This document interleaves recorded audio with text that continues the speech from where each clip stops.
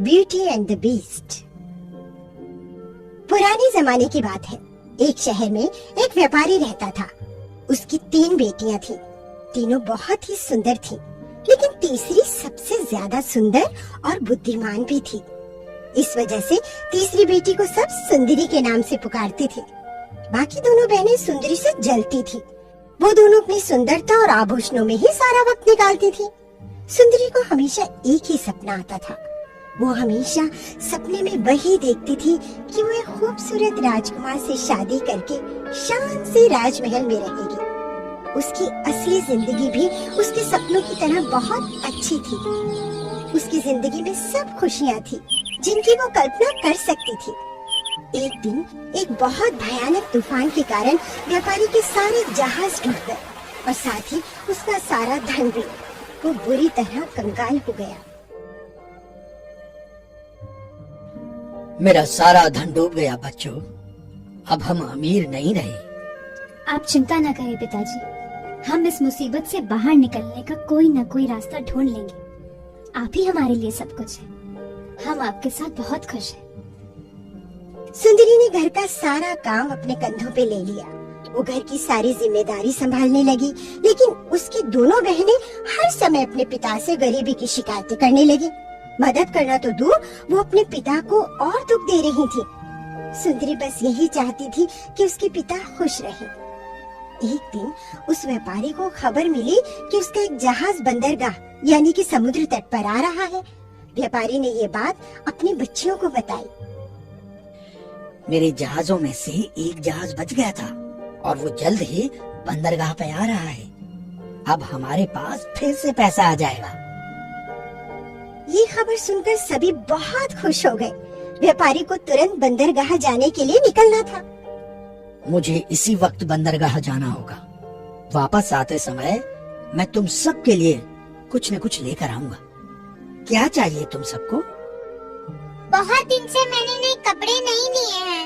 आप मेरे लिए नए कपड़े ले आइए। मेरे लिए नए गहने। पिताजी, मैं चाहती हूँ कि आप सही सलामत वापस घर आ जाएं।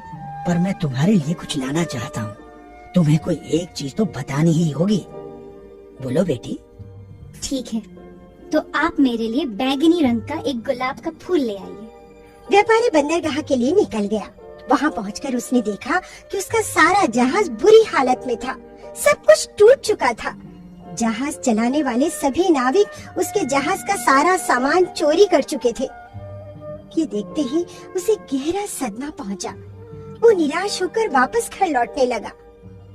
वो अपने ख्यालों में कुछ इस तरह खो गया कि उसे पता ही नहीं चला कि वो गलत रास्ते पे जा रहा है। वो घने जंगल में खो गया।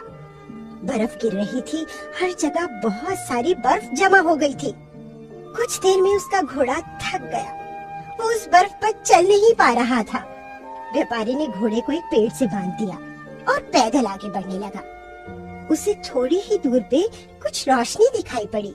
वो आगे बढ़ा तो देखा कि वहाँ एक बहुत बड़ा महल था। वो महल बहुत ही विशाल और खूबसूरत था। वो महल के पास पहुँचा तो महल का सोने से बना बड़ा दरवाजा अपने आप खुल गया। उसे ये सब बहुत अजीब लग रहा था। सबसे ज्यादा अजीब बात ये थी कि वहाँ बिल्कुल भी बर्फ नहीं थी। वहाँ संतरे के पेड़ लगे हुए थे। व्यापारी ने महल के अंदर जाने की सोची। ये महल कितना सुंदर है। व्यापारी महल के अंदर बड़े से दरबार में आ गया। अंदर कोई नहीं था। वहाँ बस एक मेज पर दावत सजी हुई थी। खाने के ताजे और स्वादिष्ट पदार्थ वहाँ रखे हुए थे। उसने कुछ देर इंतजार करने की सोची। काफी समय तक इंतजार करने के बाद भी जब वहाँ कोई नहीं आया, उसने आवाज लगाई, लेकिन वहाँ फिर कोई नहीं आया। क्या यहाँ कोई है? अब और कितना इंतजार करूं? लगता है कोई नहीं आएगा। ये खाना बहुत ही स्वादिष्ट लग रहा है। मुझे भूख भी लगी है। पता नहीं फिर कब खाने को मिले। मैं ये खाना खा ही लेता हूँ। जो भी यहाँ आएगा मैं उसे बाद में शुक्रिया अदा कर दूंगा। उसने जल्दी ही सारा खाना खत्म कर लिया। खाना खाकर वो सीढ़ियों से ऊपर गया। ऊपर उसने एक दरवाजा खोला। अंदर बहुत ही मुलायम बिस्तर सजा हुआ था। उसे अपने भाग्य पे यकीन नहीं हो रहा था। वो वो जल्दी ही थका होने की वजह से वहाँ गहरी नींद में सो गया। वो इतनी गहरी नींद में सोया कि उसकी आंख सीधे अगली सुबह ही खुली। जब वो उठा तो उसने देखा कि वहाँ नए कपड़े रखे हुए थे। वो कपड़े उसके ही नाप के थे। उसने अपने कपड़े बदले और तैयार होकर नीचे आ गया। नीचे उसी मेज पर नाश्ता तैयार रखा हुआ था। सब कुछ उसकी पसंद का था। दूध, ताजा जूस, ब्रेड। उसने पेट भर के नाश्ता किया और अपने घर वापसी की सोची। आप जो भी हैं, आपने मेरी बहुत मदद की है। बहुत बहुत धन्यवाद आपका। मैं अब जा रहा हूँ। व्यापारी महल से बाहर आ गया। बाहर आकर उसने देखा तो हर जगह गुलाब के फूल थे। उसे सुंदरी की बहुत याद आ गई। वो बैंगनी गुलाब ढूंढने लगा, लेकिन वहाँ बैंगनी गुलाब नहीं थे, वहाँ बस लाल गुलाब ही थे। उसने अपनी बेटी के लिए लाल गुलाब ही ले जाने का तय किया। उसने बाग से एक गुलाब तोड़ लिया, लेकिन गुलाब का एक फूल तोड़ते ही वहाँ किसी के गुर्राने की आवाज आई। व्यापारी पीछे मुड़ा तो उसने देखा कि वहाँ एक बहुत बड़ा और डरावना राक्षस खड़ा था। राक्षस की आंखें खून की तरह लाल थी। उसकी बड़े दांत और नाखून तलवार की तरह तेज और नुकीले। तुम्हारी हिम्मत कैसे हुई मेरे बाग से गुलाब तोड़ने की? मैं तुम्हें अपने महल में पनाह दी, खाना दिया, सोने के लिए बिस्तर दिया, और तुमने क्या किया? क्या इसी तरह किसी के आभार को चुकाया जाता है? देखो, तुमने बहुत बड़ी गलती की है। तुम्हें इसकी सजा जरूर मिलेगी। नहीं नहीं, मुझे माफ कर दीजिए। मैं तो अपनी बेटी के लिए एक गुलाब ले जा रहा था। आपने मुझ पर बहुत दया दिखाई है। मुझे माफ कर दीजिए। क्या कहा तुमने? बेटी के लिए? ठीक है, तुम्हें मेरी एक शर्त माननी होगी। अगर तुमने मेरी शर्त मानी तो मैं तुम्हें छोड़ दूंगा। कैसी शर्त? मेरी 3 बेटियां मेरा इंतजार कर रही हैं। मैं आपके लिए कुछ भी करने को तैयार हूँ। बोलिए, क्या शर्त है आपकी? ओह, 3 बेटियां। ठीक है, तुम्हें अपनी एक बेटी को यहाँ महल में लाना होगा। वो मेरे साथ यहाँ रहेगी। उसके बदले में तुम आजाद होकर जा सकते हो। मुझे मंजूर है। मेरी एक बेटी यहाँ आने को जरूर तैयार हो जाएगी। बहुत अच्छा, मैं तुम्हें अपना सबसे तेज घोड़ा दूंगा। तुम्हारे पास 1 महीने का समय है। 1 महीने में तुम्हारी एक बेटी अपनी मर्जी से यहाँ आनी चाहिए। अगर वो अपनी मर्जी से नहीं आई तो मैं उसे स्वीकार नहीं करूंगा। और अगर 1 महीने में तुम उसे लेकर नहीं आए, मैं खुद तुम्हें ढूंढने आऊंगा और तुम्हें मार दूंगा। व्यापारी ने उस समय अपनी जान बचाने के चक्कर में बिना सोचे उसकी शर्तें मान ली। वो जानता था कि उसकी कोई भी बेटी वहाँ नहीं जाना चाहेगी। वो राक्षस के दिए घोड़े पे बैठा और वहाँ से चला गया। घोड़ा बहुत तेजी से दौड़ा और जल्दी ही व्यापारी के घर पहुँच गया। व्यापारी बहुत ही लाचार महसूस कर रहा था। घर पहुँचते ही उसकी बेटियां उससे अपने उपहार मांगने लगी। उसने सुंदरी के लिए लाया हुआ गुलाब उसे दे दिया। ये लो सुंदरी, तुम्हारा गुलाब। मैं तुम दोनों के उपहार नहीं ला सका, और ये गुलाब भी मुझे बहुत महंगा पड़ा है। उसने अपनी बेटियों को सारी कहानी बताई। किस तरह उसके जहाज का सारा सामान चोरी हो गया था, किस तरह वो महल में पहुंचा और उस राक्षस से मिला। उसने राक्षस की शर्त भी उन्हें बताई। ये सुनते ही दोनों बहनें सुंदरी को दोष देने लगी कि उसकी अजीब इच्छा की वजह से ही ऐसा हुआ है। क्या तुम कोई समझदारी की वस्तु नहीं मांग सकती थी? तुम्हें हमेशा कुछ अलग ही चाहिए होता है। हाँ, ये मेरी ही गलती है और इस गलती की सजा भी मुझे ही मिलनी चाहिए। मुझे माफ कर दीजिए पिताजी, आपको मेरी वजह से इतनी तकलीफ हुई। मैं जाऊंगी उस राक्षस के पास।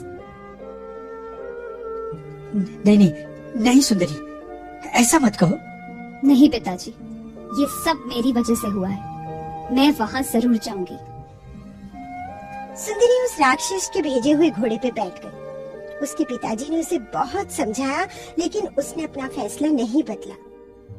अब तक रात हो गई थी। घोड़े के पंख निकल आए थे। वो उड़ते हुए जंगल के ऊपर से गुजर रहे थे। पूरा जंगल रोशन हो चुका था। जमीन पे तारे टिमटिमा रहे थे। ऐसा लग रहा था जैसे उनके स्वागत के लिए जंगल को सजा दिया हो। जल्दी ही वो संतरे के पेड़ों वाले रास्ते पे आ गए। महल भी रात की रोशनी में चमक रहा था। बहुत खूबसूरत नजारा था। उनके वहाँ पहुँचते ही महल का दरवाजा अपने आप खुल गया। महल के अंदर हॉल में खाने की मेज सजी हुई थी, पास ही आग भी जल रही थी। लंबे सफर के बाद दोनों काफी थक चुके थे और भूखे भी थे। दोनों ने खाना खाना शुरू किया। कुछ ही देर में वो राक्षस वहाँ आ गया। उसे देखते ही सुंदरी बहुत घबरा गई। सुंदरी, क्या तुम यहाँ अपनी मर्जी से आई हो? नमस्ते स्वामी। हाँ, मैं यहाँ अपनी मर्जी से आई हूँ। क्या तुम अपने पिता के बिना यहाँ मेरे साथ खुशी से रहोगे? हाँ। मेरी शर्त पूरी करने के लिए धन्यवाद। तुम अपने घोड़े के पास जाओ। उस पर सोने से भरे 2 टन लाद दिए गए हैं। उतना सोना तुम्हारी बेटियों और तुम्हारे लिए काफी होगा। अब तुम जा सकते हो। अलविदा मेरी बेटी, मुझे तुम्हारी बहुत याद आएगी मेरी बच्ची। मुझे भी आपकी बहुत याद आएगी पिताजी। व्यापारी घोड़े पे बैठा और वहाँ से निकल गया। राक्षस ने सुंदरी से आराम करने को कहा।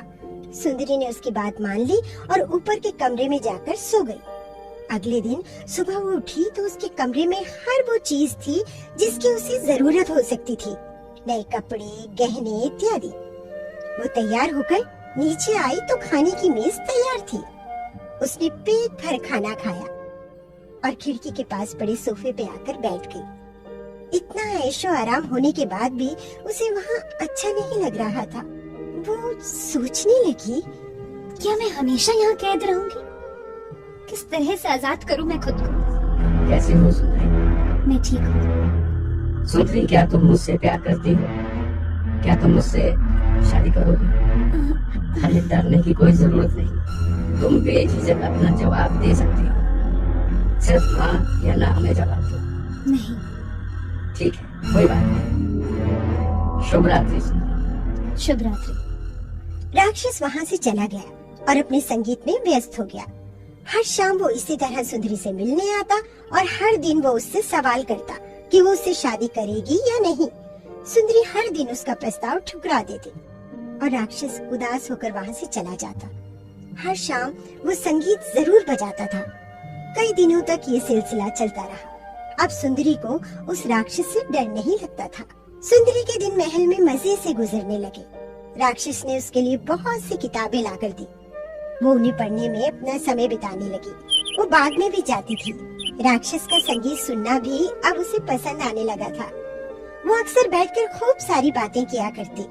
अब तक उसने संगीत भी सीख लिया था। बहुत से दिन गुजर गए और सुंदरी को कुछ भी तकलीफ नहीं हुई। राक्षस बहुत ही दयालु था। उसने सुंदरी को कभी भी परेशान नहीं किया था। फिर एक दिन उसे अपने पिता और बहनों की याद आने लगी। वो उनसे मिलने के लिए तरसने लगी। उसकी याद में वो बहुत उदास रहने लगी। एक दिन राक्षस ने उसकी उदासी का कारण उससे पूछा। मुझे मेरे परिवार की बहुत याद आ रही है। मैं अपने पिताजी से मिलना चाहती हूँ। एक बार उन्हें देखना चाहती हूँ। मुझे बस कुछ दिन के लिए मेरे घर जाने दो। मैं वादा करती हूँ कि मैं 7 दिनों में वापस आ जाऊंगी। तुम मुझसे भागना चाहती हो? ये सब इसलिए ना कि तुम मुझसे नफरत करती हो? नहीं नहीं, ऐसी बात नहीं है। मैं आपसे नफरत नहीं करती। मुझे भी आपसे दूर जाने में बहुत दुख होगा। मैं वादा करती हूँ, मैं जल्दी और जरूर वापस आ जाऊंगी। मैं तुम्हारी बात मानता हूँ, लेकिन अगर तुम वापस नहीं आई तो मेरी जान भी जा सकती है। ये बात याद रखना। तुम समय पर वापस आ जाना। नहीं नहीं, आप ऐसी बातें मत करिए। मैं ऐसा कुछ भी होने नहीं दूंगी। मैं जरूर वापस आऊंगी। उनसे मिलते ही मैं वापस लौट आऊंगी। ठीक है, वहाँ जाने में तुम्हें कोई तकलीफ नहीं। इस अंगूठी को पहनकर सो जाओ। सुबह उठोगी तो तुम अपने परिवार के सामने आओ। डरना मत। अब जाओ और सो जाओ। राक्षस उदास होकर वहाँ से चला गया। उसके जाते ही सुंदरी जल्दी से अंगूठी पहनकर सो गई। अगली सुबह वो उठी तो उसने अपने आप को खुद के घर में अपने बिस्तर पर पाया।